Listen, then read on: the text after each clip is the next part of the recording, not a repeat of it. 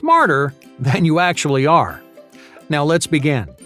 You don't need to be intelligent to convince other people that you are. By adjusting how you move and speak, you can transform the way the world perceives you. You can sell them a confident, intelligent version of yourself. A version of you they can believe in. A version of you that knows exactly what you're talking about, even if you really don't. To control their perception, you don't always need definitive proof. Well, just think of it this way. You see a chair sitting in the middle of the room, and you want to know if it's a solid object. How would you figure this out? Well, you could touch it and get definitive proof, but most people never get that far. They may be convinced that the chair is solid just by looking. They see that it takes up space. They notice the grainy texture of the wood. Their brain uses all these little clues to tell them that something is what they think it is. We assess intelligence the same way. People look for and analyze clues that tell them whether or not you're smart, capable, or trustworthy. The actual content of your speech is just one of many ways you can influence how they perceive you. Now, just like you assume the chair was solid, other people will assume you're accomplished and proficient. If you give them enough clues, you can get anyone to believe you're smarter than you actually are. Number 1. The power of simplicity. It's tempting to change the way people perceive you by showing off. Isn't that how you're supposed to prove yourself? To convince them you're strong, you lift something heavy. To prove that you're funny, you make them laugh. But showing off your intelligence can have the opposite effect. When you're trying too hard to sound smart, people assume that you're not. It's sort of like a paradox. Smart sounds dumb. Hard sounds easy. Unless you really are an expert on the subject, people won't see big words and complex concepts as a marker of intelligence. All they'll see is arrogance, insecurity, and a hint of desperation. So put down the thesaurus and keep things simple. Whether you're writing an essay or giving a speech, simplify your ideas and language so that anyone could understand you. This is a part of intelligence that few people really pay attention to.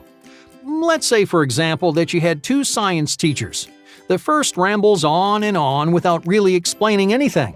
He uses so much scientific jargon that his students barely understand him.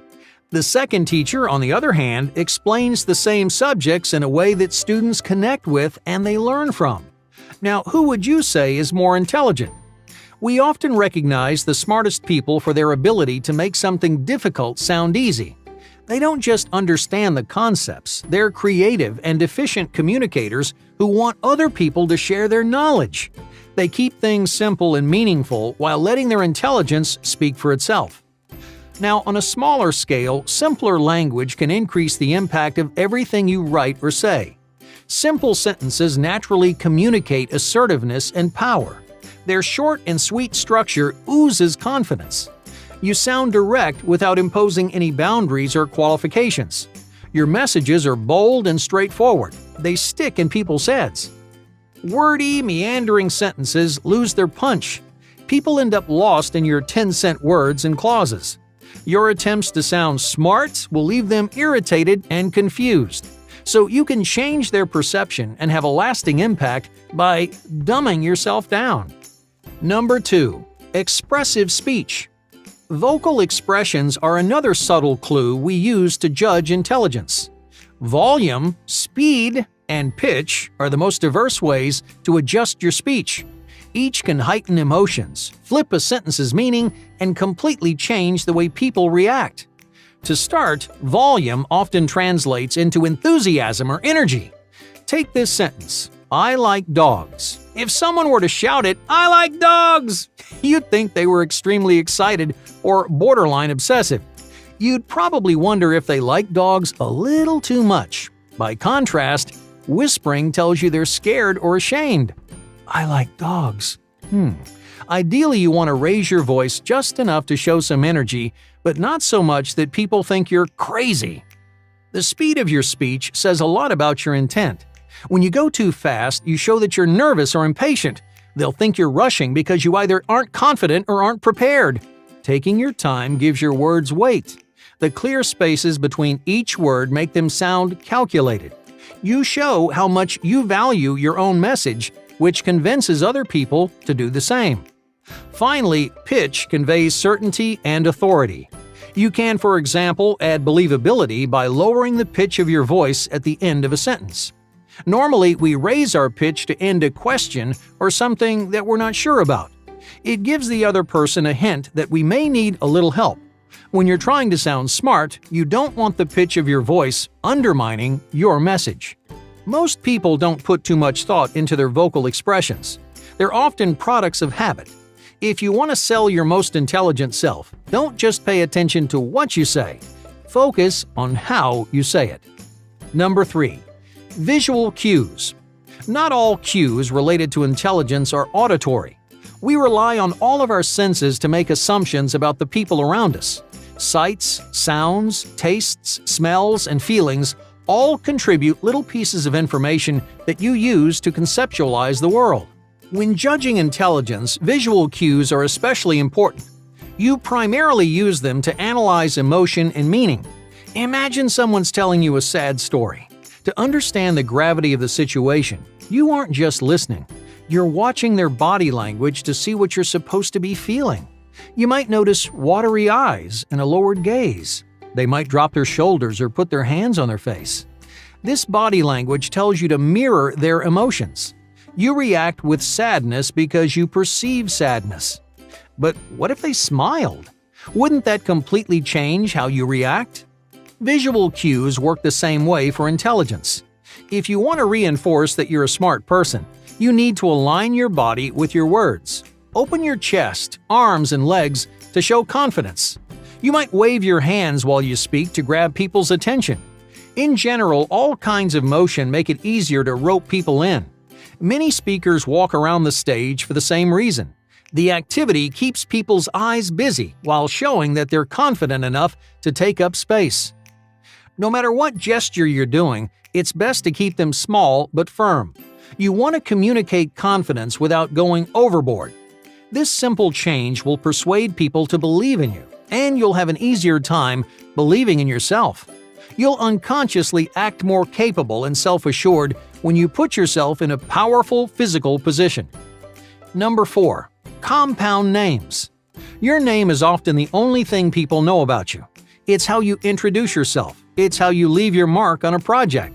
And like any of the cues on this list, it can change how they perceive you. Imagine you're publishing your first paper. Your name will be the first and only thing everyone reads about you.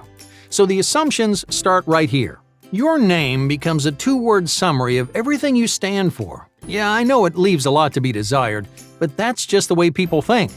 So how can your name leave a bigger impact on the people who read it? Well, a 2014 study tested this exact situation. Researchers asked participants to evaluate 3 academic papers. The first was written by an author with no middle initial. The second had 1 initial. And the third had 2 initials. Could this tiny change really affect people's evaluation of the entire paper? Absolutely! People rated the second paper significantly higher than the first, even though the middle initial was the only difference. And if that wasn't enough, the third paper scored even higher than the second. Adding that initial made each author seem more intelligent and credible than the last. Initials lead us to conceptualize the author differently. That 1 extra letter takes advantage of your preconceived notions. You're used to seeing middle initials in formal academic contexts, so when you see it anywhere else, you can't help but associate it with higher social status and credibility. After you make that assumption, it affects everything you do from there on. In the back of your mind, you'll spend the whole paper thinking the author is more intelligent than they actually are. Number 5. The glasses effect. Sometimes seeming smart is as easy as putting on a pair of glasses. You might think I'm joking, but a 2018 study found that wearing glasses made people seem more intelligent. They had participants look at photos of different politicians and choose who they would vote for based solely on appearance. Turns out politicians with glasses got the most votes. They were rated more capable and trustworthy than their counterparts, all because of 1 little piece of clothing. So why do glasses make such a big difference? Well, like adding a middle initial, we've developed certain stereotypes around people who wear them. Over 60% of people in the US wear glasses, yet we associate them with intelligence and introversion. You still see nerdy characters in movies wearing glasses. It becomes ingrained in our culture. Outside of the US, this stereotype doesn't really exist. Another study ran a similar test with a new set of politicians in India. Sure enough, the glasses didn't make a difference. So if you're ever choosing between wearing glasses and contacts before an interview, go ahead and take advantage of this common misconception. It might give you the little boost you need to lock down the job.